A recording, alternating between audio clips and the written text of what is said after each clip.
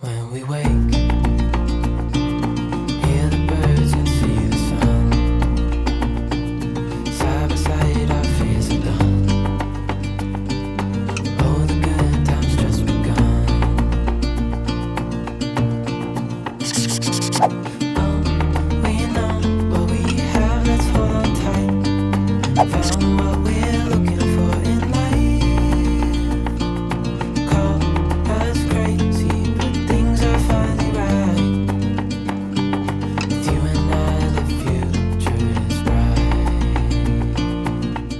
Well, as you can tell, I'm actually back from my morning out to get some coffee. Usually I would normally get Gail, make crumbs at home. Obviously, this was not my favorite coffee shop to go to get my coffee. In fact, I have a new favorite now. Although Ollie and Steen is still at my heart, and it will always will be. But I will be giving my loyalty to this little fine thing. This is Missing Beans. Missing Beans is a new coffee shop that has opened recently at Oxford, and it is also available at Modern Road, near the Cowley area. I will have to admit that I really love their coffee. The taste of their coffee is...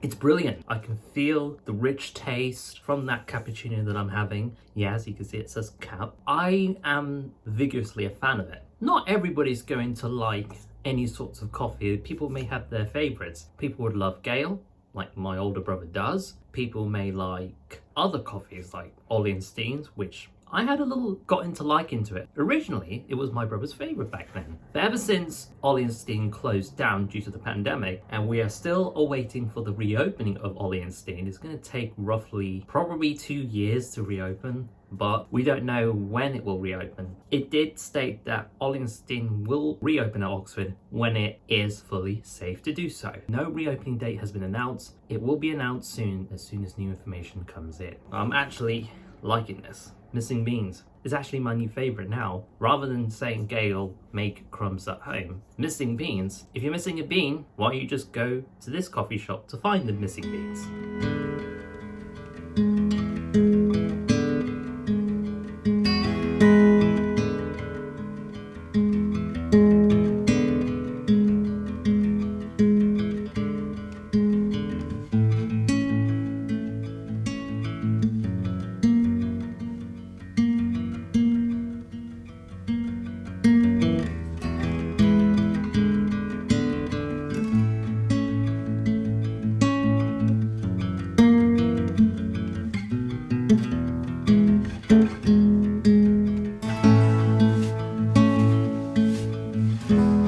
Excuse the beard, by the way. You probably can tell that I haven't shaved that much. I mean, I have to have a good proper shave. Well, as you can see around here, it's absolutely different in a ways, because next week, April 12th, every shop's going to be reopened. But there are some shops that still needs time to prepare, probably like a few days later or another week of some shops to reopen. Likewise, everything seems to be in good shape, and it looks like that Superdry is preparing for their reopening. Of course, John Lewis is definitely preparing for their reopening as well. It is a worry that we all need to play our part to make sure to do 3 things: wash our hands, practice social distancing, and wear a mask. We are on the verge to an exit of that partial lockdown.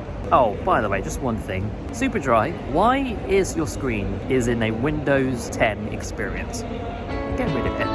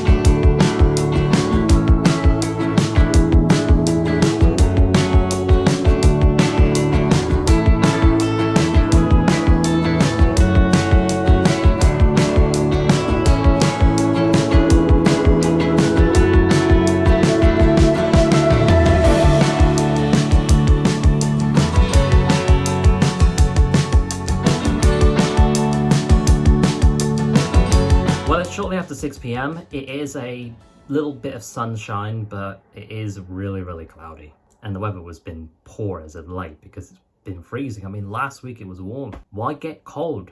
We're already out of the winter season. It's spring. Should be warmer, not colder. Oh well. I wanted to share a brief breaking news about the UK AstraZeneca vaccine. I've received an alert on my news app as well as on my CNN app telling me that the UK AstraZeneca vaccine having problems. Quite a few people are suffering with blood clot after receiving the AstraZeneca vaccine, although it is actually due to side effects, and it created a massive confusion. People are trying to fearmonger anyways. I don't know why many people are just so kind of upset. I mean, now people can learn about saying, oh no, AstraZeneca, I gotta avoid it. If they give it to me, I'm gonna just cancel my vaccine. I mean, just don't be a dumbass, all right? Why would you need to just avoid the AstraZeneca just because you're gonna get blood clot? It's ridiculous. Now that the UK has learned that they won't give the AstraZeneca vaccine for people from 18 to 29, they could receive different types of vaccine, probably a Pfizer vaccine, Moderna vaccine, or maybe if it is available in the UK, Johnson & Johnson. Kind of learned that the Moderna vaccine in the UK have started to roll out, which is kind of exciting news because I am actually due for a second shot by the end of May. Which one am I going to get? It is safe to say that I can still get the AstraZeneca vaccine because I'm actually over 29. I might either get the Pfizer vaccine again, by then having a double Pfizer, that's twice the protection. Or I might probably get the Moderna vaccine. I thought I might as well just share just a quick one, but if you want to find out information, go to the website. Well, I didn't even expect a breaking news as the freight train's going to pass me, going to interrupt me, but oh well. Well, I got to tell you that Prince Philip learnt today, early in the morning, that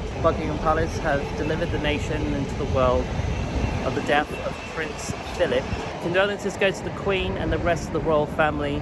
A lot of people have got to know Prince Philip. One of them said that he was a wonderful role model, uplift Great Britain and the rest of the world. It's sad to report that Prince Philip sadly died at the age of 99, peacefully in his sleep. And of course, there's going to be more extensive coverages on BBC, CNN, ITV, and the rest of the news outlets.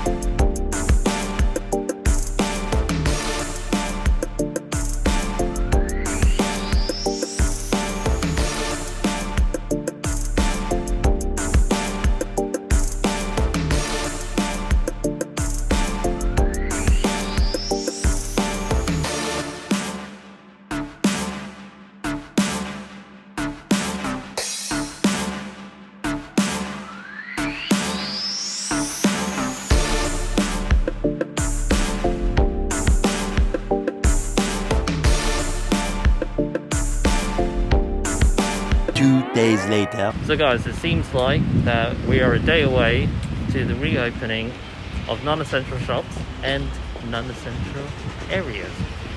But for now, today is Sunday, and what a better way to, yes I know, I'm gonna say this, we are at School! Yes, School! Make prawns at home. Where's the hot cross bun? Well, it's not even there. The seat is still temporarily closed, but it won't be closed from tomorrow because everything's going to be back.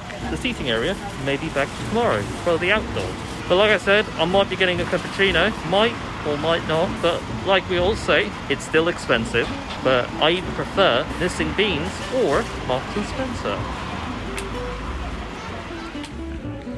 Well guys, the final day here for the entire shops, well, non-essential shops, reopen its stores. And what a better way to celebrate of the reopening at the start, not at the start of 2021, but basically in the mid-start of 2021, because we are already in the spring season. Unfortunately, it failed to reopen in the 2021 stages of the new year. We were forced into national lockdown and stores didn't reopen since then. Now, finally, from tomorrow, April 12th, marking the date, everything's going to reopen, and you can see it's starting to slightly pack up.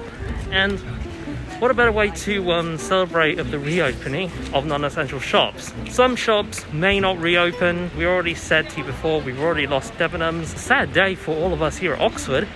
But Banbury, I've been heard that they will reopen Debenhams for at least 1 month to finish off their closing down sale, because they're going to be closed by next month. Basically, just for one last ever time until Boohoo takes over.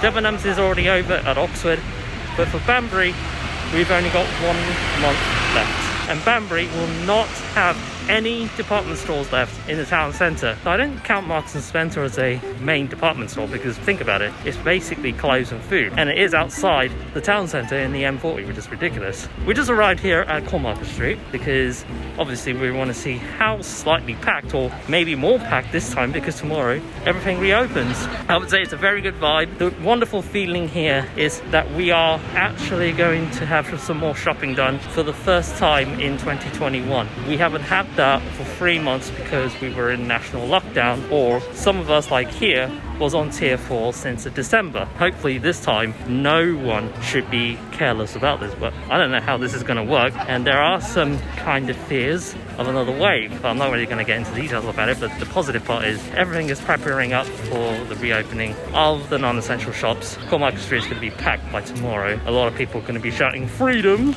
and saying finally I'm free to shop. Imagine that, guys. We already know that everyone here in Oxford is preparing up for the reopening of non-essential shops. I mean, obviously Boots is completely essential, so I believe that Gap Outlet is going to reopen. Maybe everything is going to be back to normal. Well, it's wonderful to walk around here at Oxford, around the city centre. You can see around here, this used to be a subway down below, and now it's turned into a very nice modern look Castle Street, which shows that it doesn't have a subway on the other side anymore. All it has is a sidewalk to enter the council house. Of course, along here there's the Lebanese shop. I'm not sure if you can see right up ahead with this logo. I'm not sure if you can see from that distance. I don't think you'll be able to, but that looks like a Premier Inn logo, which means that Premier Inn is almost here at Oxford. And like we all say, I mean, it is still being built during the pandemic. It started when the pandemic hit last year. Obviously it's not me to stay in a hotel. I guess if I have some friends around, maybe, but it's not really a big deal, guys. Of course, Junkyard Golf Club may not be open tomorrow because this is not part of the deal. It's probably going to be in May they will reopen the indoor activity of Junkyard Golf Club, which is the crazy golf part. What a way to actually show you around and see what the mood's like the day before it reopened. Buses are still running, obviously, we already know.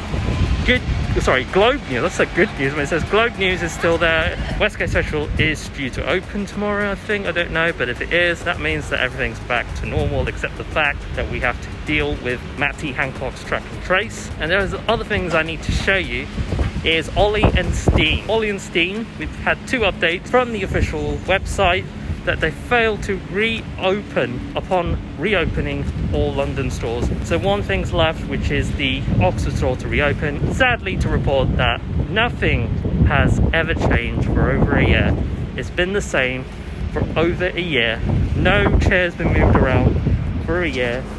No other bits moved around. I mean, look at the inside. I'm not sure if you can see. It still remained the same. The whole everything is just like left untouched.